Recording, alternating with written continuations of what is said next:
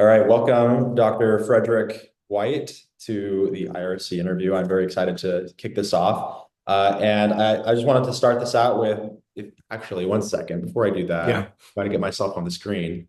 yeah. Sometimes it's not so clear how to do that on Zoom. Okay, I've got a double so I can see you and I can see me. Can you get yourself there? I got myself. We got it. Okay. Okay, I'll start over here. But Okay. welcome to the IRC interview here. This interview is broadly on the theme of bridging cultural understanding over geopolitical chasms. Obviously, that's very applicable here. We're talking about Russia. And I just wanted to give you the opportunity real quick to introduce yourself. Great. Thank you for having me. My name's Frederick White, and I'm a professor of Russian studies and integrated studies. Excuse me. I have a double appointment or cross appointment at Utah Valley University. I'm also a fellow of our Center for National Security Studies. Thanks for introducing yourself. That's really interesting. I think that everyone wants to know, including myself, what exactly is meant by integrated studies. What is that? So at Utah Valley University, we have a specific degree where some might say it's interdisciplinary in the sense that we have over 84 different minors that are available to students on campus. And students can select any two minors and they can decide how they want to put them together. They take their first minor and they do all the courses within that, and their second minor, all of that. And then they have six courses with us where we hopefully help them to figure out how you do interdisciplinary study. The last two courses that they have to take with us are a capstone paper or project. So they do a proposal in the first semester, and then they execute either on the paper or project in the second semester. So at Utah Valley University, where we do not have a kind of what you would consider a classic or a typical Russian studies major, our students go through integrated studies. So they do a Russian studies minor, and then they add it on to something else. It used to be before the war in Ukraine, that was often international business, something like that, where they were looking to do business in Russia. After the war in Ukraine, and we lost our returned missionaries from the LDS Church, we then picked up a lot of national security studies students. So right now, most of our majors are doing Russian studies and national security studies. That's fascinating. And I think for anyone watching, that's a great opportunity if you're interested. But just getting into this, I'm curious, what got you into Russian originally? Yeah, so I had a very odd situation in the sense that I went to a high school where Russian language was one of the options. I went to an all boys Catholic school, and so we had to take 2 years of Latin. But then after Latin, we had to take 2 years of another language, and Russian was actually one of the options. And I took it, and I'm a child of the Cold War or the end of the Cold War. So, things like Rocky IV and Red Dawn and all of these kind of movies that made me fascinated with the Soviet Union. And so I took 2 years of Russian in high school, and then I went to the Ohio State University where I was originally going to be a foreign correspondent. I was majoring in journalism and taking Russian at the same time. And I had a meeting with one of my journalism professors who said, "You'll never work as a foreign correspondent. That position doesn't even exist anymore." And so I literally walked out of that meeting, dropped my journalism major, and continued with Russian. And it's allowed me to do basically everything that I kind of wanted to do as a foreign correspondent. That's interesting. Yeah.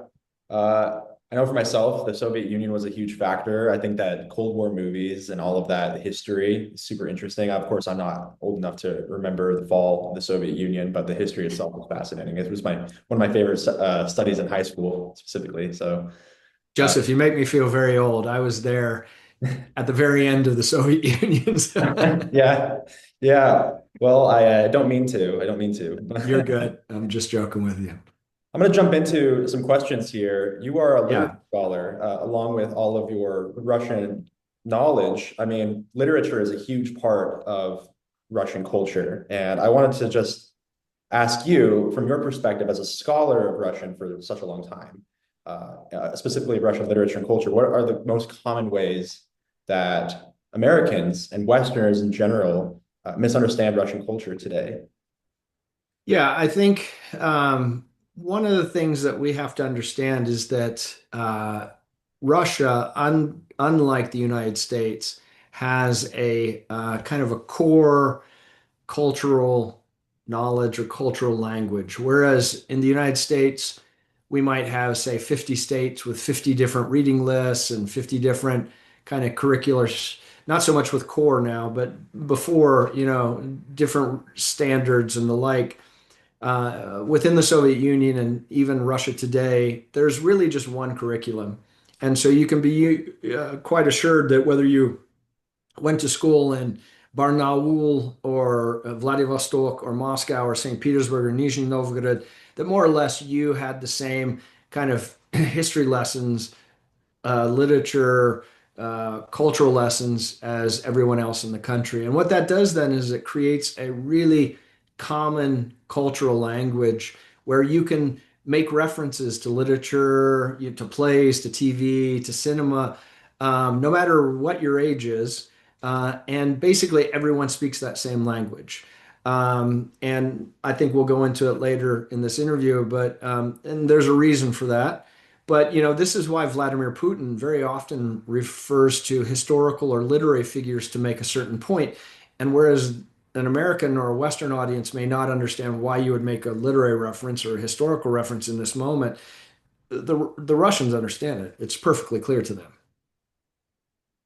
I'm trying to remember if politicians even here use literary.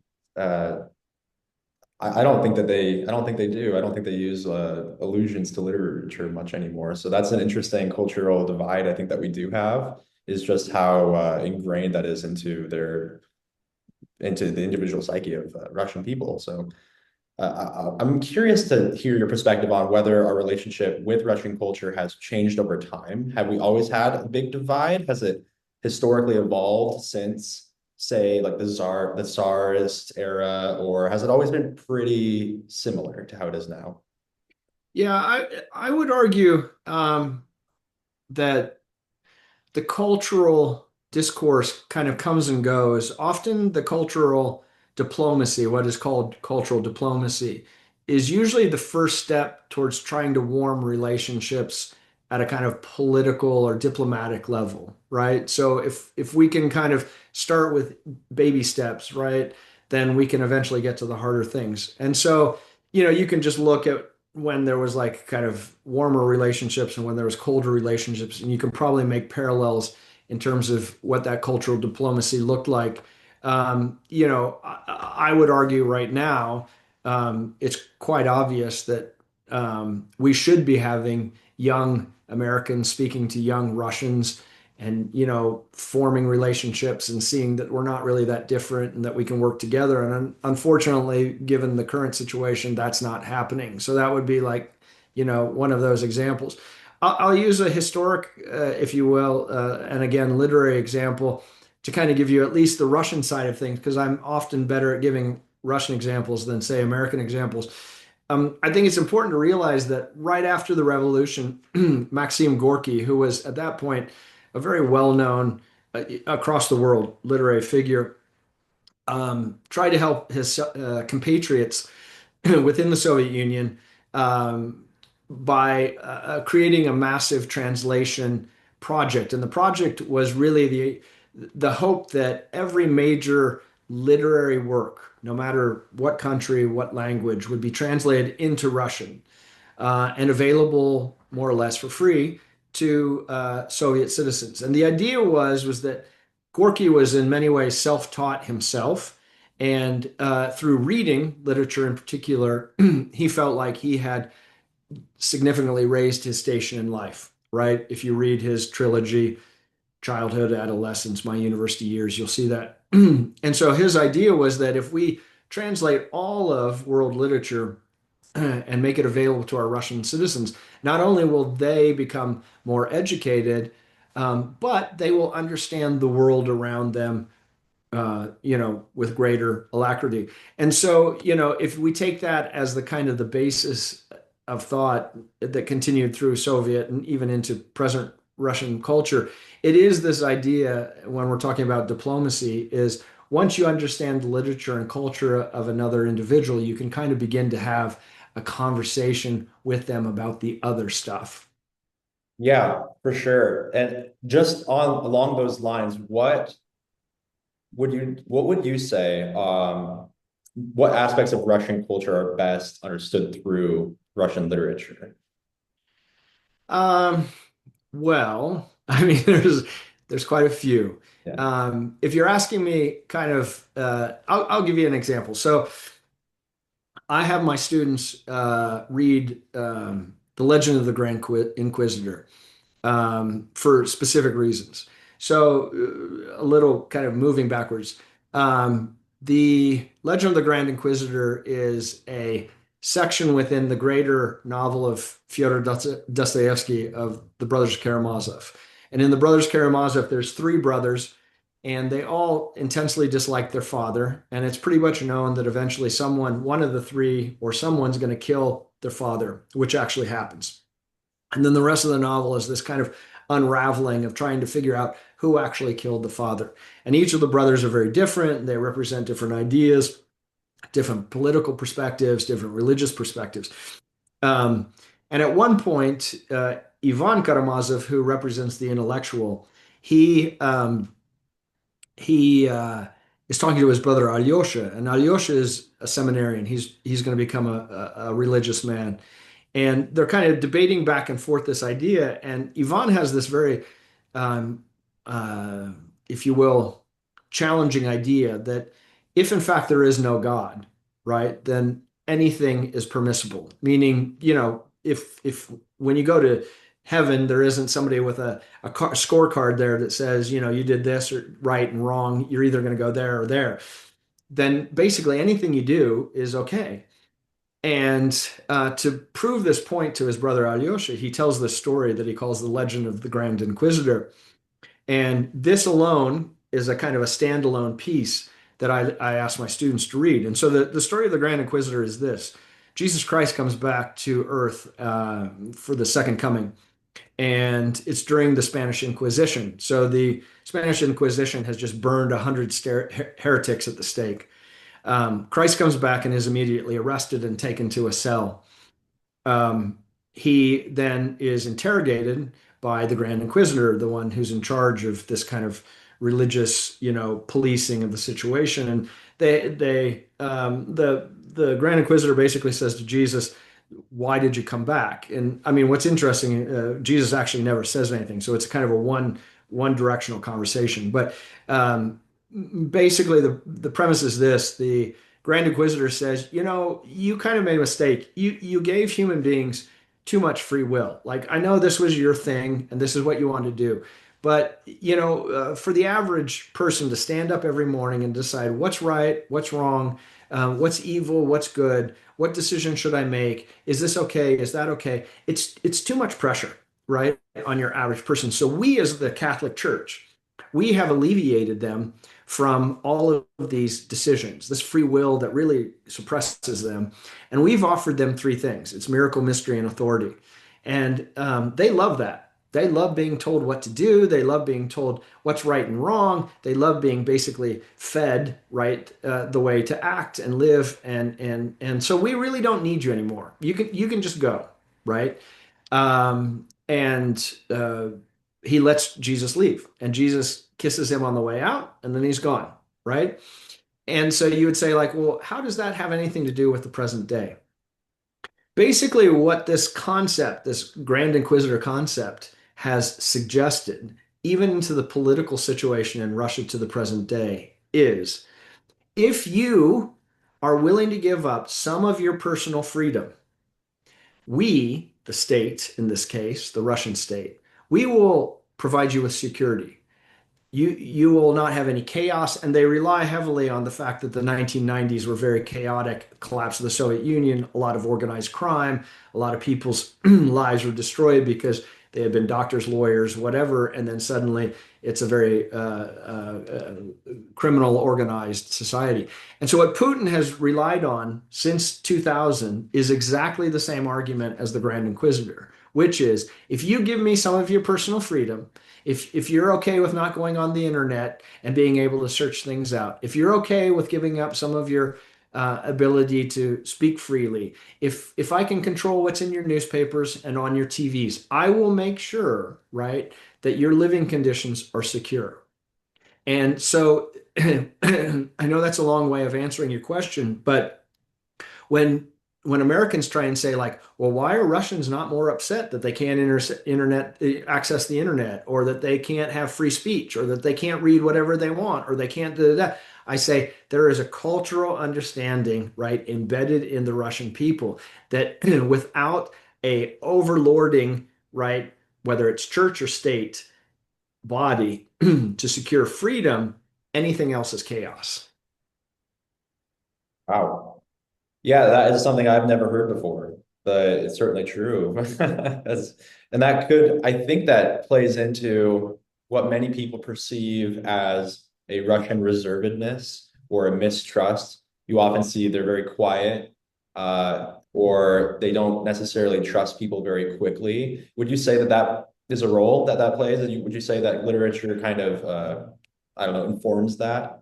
I would say there's a conditioning over centuries, but I mean, the most obvious period was, during the Great Terror under Stalin, in which, similar to the Salem witch trials, if you will, neighbors were turning in other neighbors and people were trying to save their own skins, by saying, well, it wasn't me, it was so forth or so on. And so the idea that you're going to just open yourself up to somebody that you don't know, that you can't trust, right, is pretty dangerous. You have to first know the person, you have to first trust the person. And then, as you know, Joseph, once Russians get to know you, they're like the best friends you could ever have. Like, Yeah. there's nobody better. The idea of a fair weather friend in Russia doesn't exist. So you're either, svoi, which means my own, our own, part of us, or you're chuzhoi, right? You're somebody else's. And that's this, you have to be able to cross that barrier, right? The svoi and chuzhoi barrier. I think that part of the issue with cultural misunderstanding comes from the language. There's a study, and I think that what it said was that Germany, so German and English, if you go back about 1100 years, it's mutually intelligible. But with Russian and Proto-Slavic, it's something like 5,000 years. And I want to say that the linguistic divide is a huge factor in misunderstanding. So I guess the question here is, how does translation shape cultural understanding? Are there important nuances in the text that we read in America or that the English mind reads that's lost or transformed because of our lack of linguistic understanding?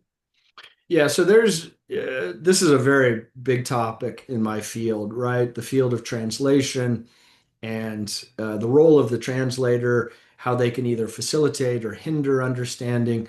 And I mean, literally, we could spend probably three of these interviews just picking apart different things. I'll give you two anecdotes.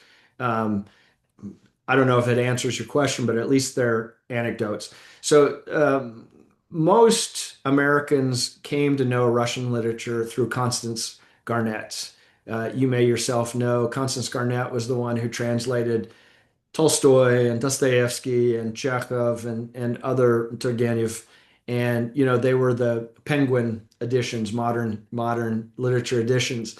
And Constance Garnett was a bit of a prude, we would say today.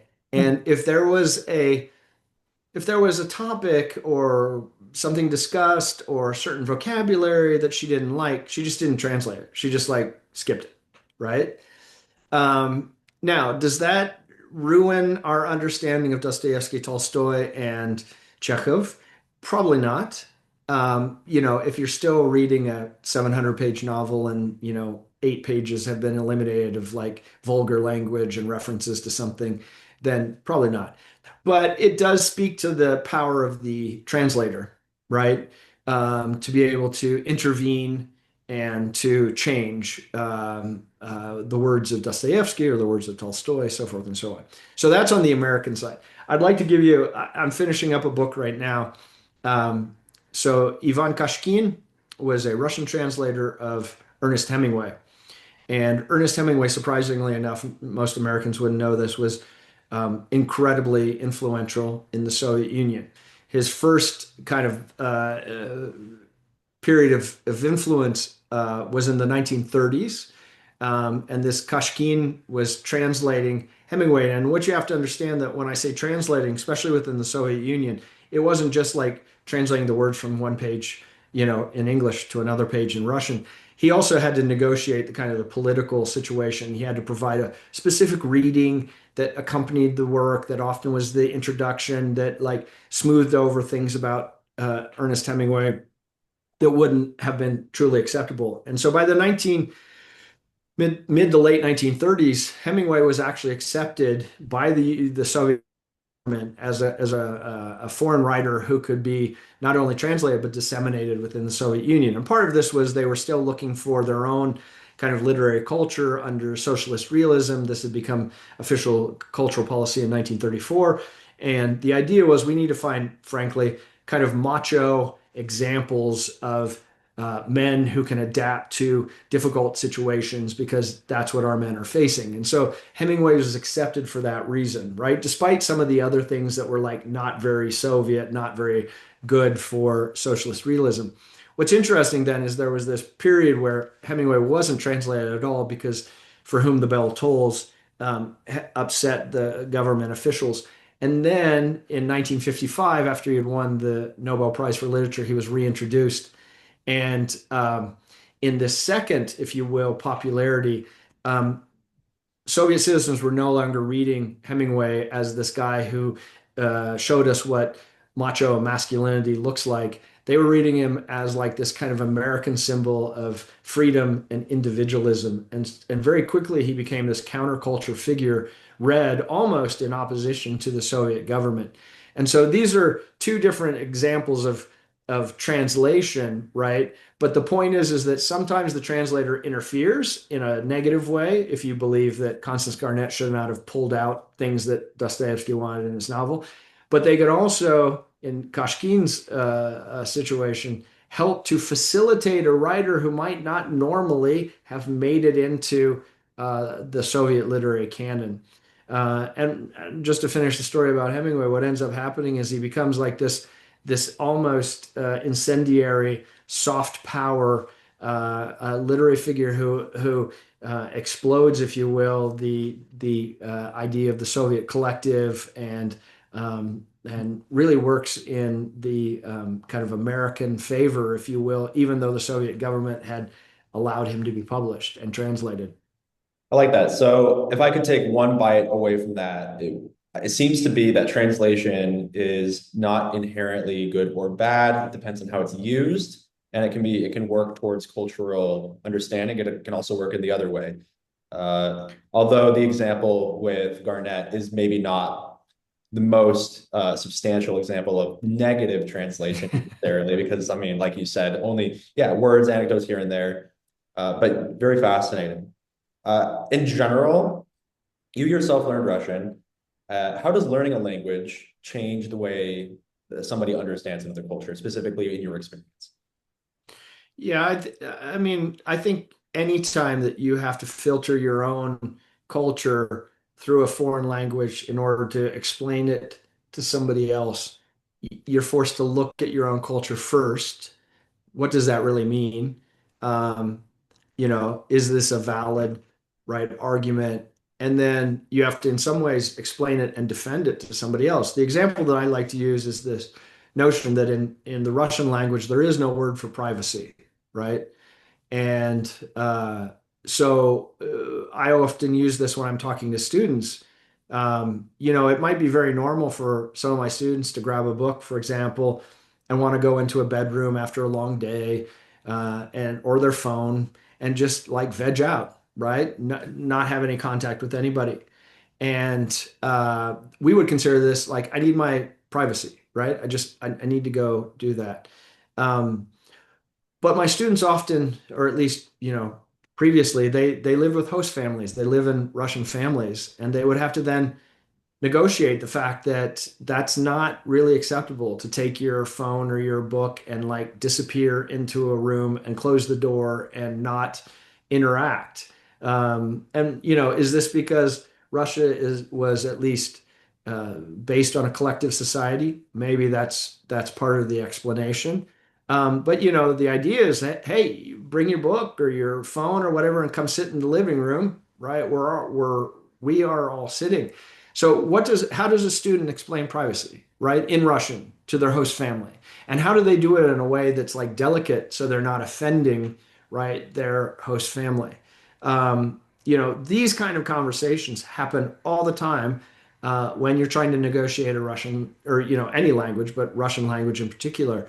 You're talking to your friends, you suddenly hit on something where you realize that they really don't understand, or you certainly see a situation differently than they do. And then now we're trying to figure out, where can we agree on? What don't we agree on? What don't we understand? And, throw that into you're not even working in your native language. It presents really interesting challenge, but I think I've learned more about myself through doing things like that than I could have in any other situation. Yeah, I think that there are a lot of people who are interested, but at least in my own experience, a lot of the resources for learning Russian in particular have been contracted in the last 6 years or so, especially, well, 4 years, especially since the war in Ukraine started. But I guess the question that I have, hopefully on behalf of many people who are interested in this topic, is what advice would you give students or researchers who want to study cultures that are currently politically controversial or misunderstood? What role does an educator have there? Yeah, I think there's two moments in that question that are important. And I can't speak, about some of the other cultures that are also involved probably in this. So I'm going to stick to Russian for the moment, but maybe some of it's the same.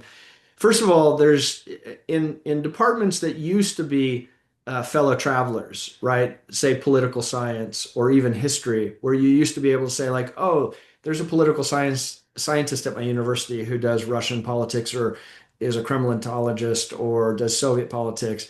Almost now, completely, those people are disappearing from political science departments. There just aren't people doing that.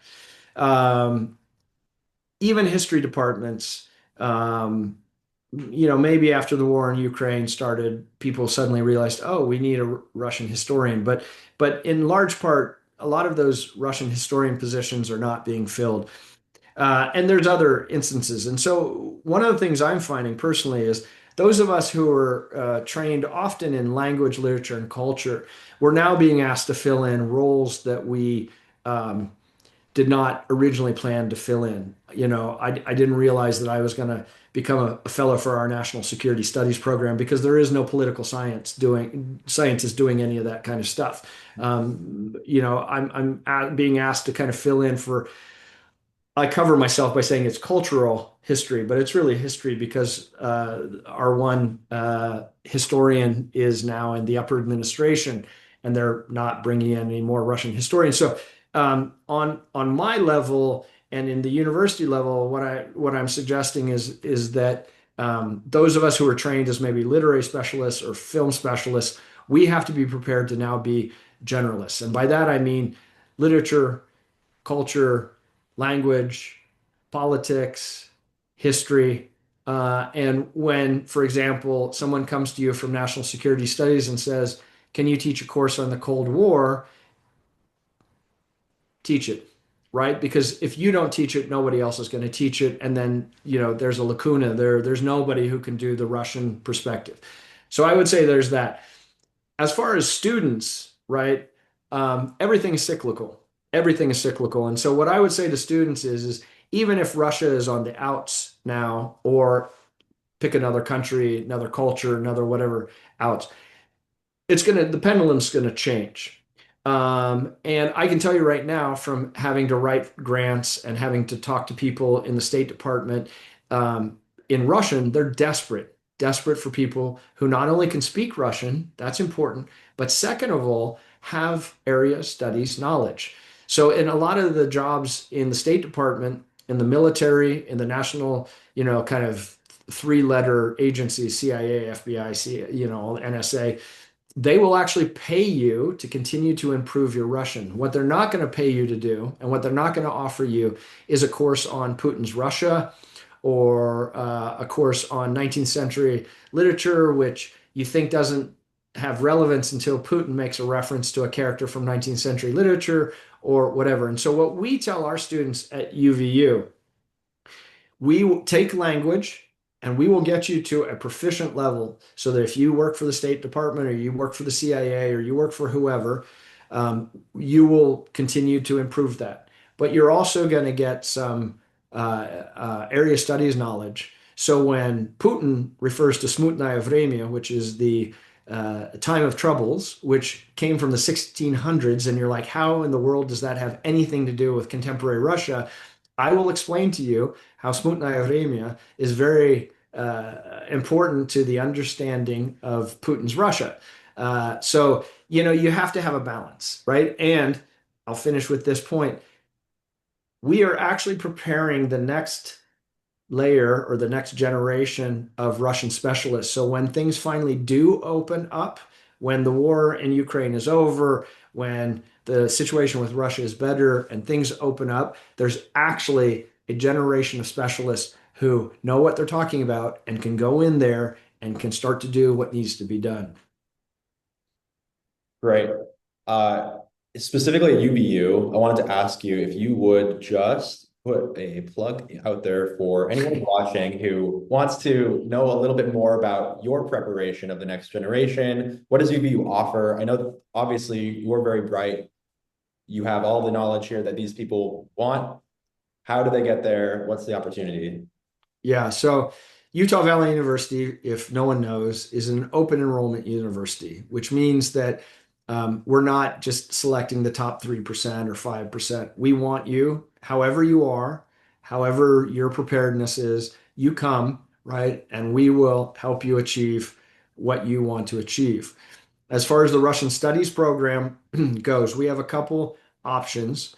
The first and maybe the most interesting is that we offer an accelerated Russian language program. So, what we found is that we were having students follow the normal path of Russian, and they were timing out and needed to graduate before they got up to advanced level Russian. So, what we decided to do was to accelerate the beginning and the intermediate Russian. So what we have now is we have a program where you go 2 hours a day, 4 days a week, and you take basically all of beginning Russian in one semester. You take all of intermediate Russian in second semester. So by your third semester at UVU, you can go into advanced level Russian. This would be the same level as a returned missionary used to come back from Russia after 2 years in country, right? So what we do is we speed up that introductory part so that then the rest of your academic career at UVU, you can take accelerated Russian language. We then have a Russian studies minor, and our Russian studies minor is very open, meaning that decide that all you really want to do is take Russian language courses and you want to be crazy proficient at Russian language and you're going to use all the credits for Russian language, you can do that. But what we recommend is that you take a mix, kind of what I was just talking to you about. You're continuing to take your Russian language courses, and then you're also taking courses like Putin's Russia or the Cold War or 19th century Russian literature, or Introduction to Russian Culture. All of these courses are taught by me really not from the perspective of the 19th century or even the 20th century, but why are these texts? Why are these historical moments? What is relative for right now, 21st century Russia? We really try to prepare our students for that discussion, 20 and 21st century Russia. And then we have a Russian major, which I've already mentioned is not a typical Russian major in the sense that we want you to not only take your Russian studies language and knowledge, but we want you to put it with something else. And that can be anything else. That could be economics, that could be computer science, that could be international business. But right now, our greatest partner is national security studies.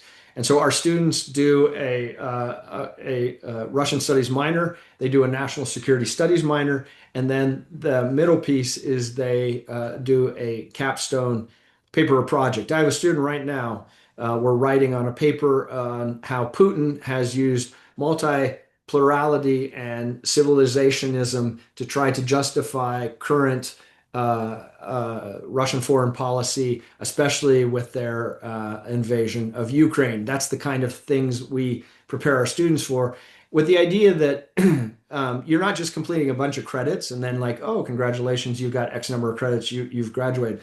Our students, especially the ones that do the major through integrated studies, they literally have something in their hands that they can take either to when they're applying for graduate school or when they go to a job interview. They can say like, "Hey, I've written a 60-page paper on Russian foreign policy."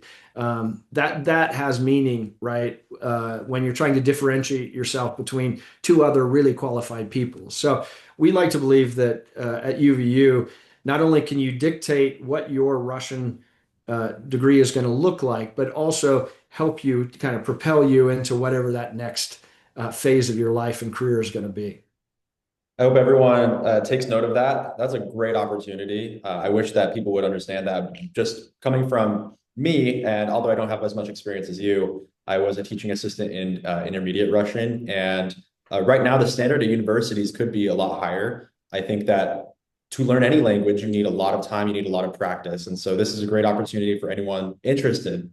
And I just wanted to go ahead and say thank you so much, Dr. White. This was a wonderful conversation and I thoroughly enjoyed it. If any of you have any questions, where can they reach you? Yeah, thank you, Joseph. This was really great because we're really excited about anybody who notices what we're doing at Utah Valley University. And so, kudos and thank you to you. So you can reach me at Utah Valley University. Unfortunately, my email is my entire name. So it's Frederick, Frederick